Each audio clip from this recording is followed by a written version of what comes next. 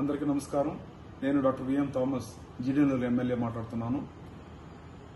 ఈరోజు వెదురుగుప్ప మండలంలో కొమరగుంట పంచాయతీలో బందార్లపల్లి గ్రామంలో క్వారీ యజమానానికి అదేవిధంగా అక్కడుండే స్థానిక గ్రామ ప్రజలకి గొడవలు జరిగాయని చెప్పి నేను సోషల్ మీడియాలో చూడడం జరిగింది.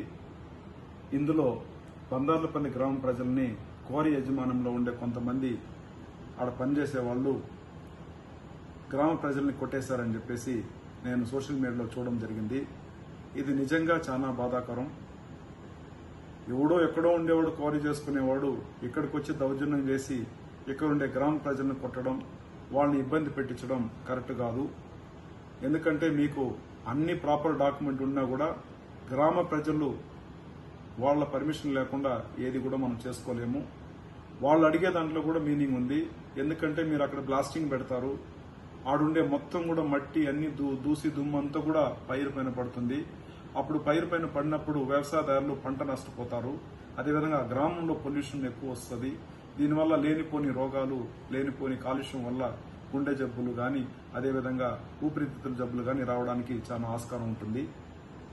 సో దీన్ని మనసులో పెట్టుకునే మనం అన్ని కూడా పొల్యూషన్ కంట్రోల్ నుంచి అన్ని లైసెన్స్ క్లియర్ చేసిన తర్వాతనే వాళ్ళకి క్వారీ యజమానానికి మనం పర్మిషన్ ఇవ్వడం జరుగుతుంది. ఏడీ మైన్స్ కానీ, డీడీ మైన్స్ కానీ, అదేవిధంగా కలెక్టర్ ఆఫీస్ కానీ ఇవ్వడం జరుగుతుంది. కానీ ఈ రోజు జరిగిన సంఘటన నిజంగా బాధాకరం.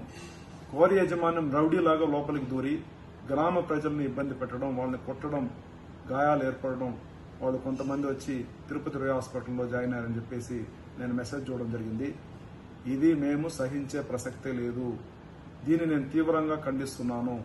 మా ప్రజలను గాని మా గ్రామ ప్రజలను గాని టచ్ చేసినారంటే ఖచ్చితంగా మీ పైన లీగల్ గా మీ పైన పోలీసు ద్వారా అన్ని విధాల చట్టపరమైన మీ పైన చర్యలు తీసుకుంటామని చెప్పి నేను మర్యాదగా మిమ్మల్ని హెచ్చరిస్తున్నాను. మర్యాదగా వచ్చినారా, పని చేసుకున్నా పోతా ఉండాలి. కానీ గ్రామ ప్రజలను కొట్టి హింసించే పవర్ మీకు ఎవరిచ్చారండి? మీ కోరే అంటే పెద్ద మీరు ఇదే అనుకున్నారా? ఏమన్నా ప్రజలను కొట్టే అంత మీకు అంత ధైర్యం వచ్చిందా?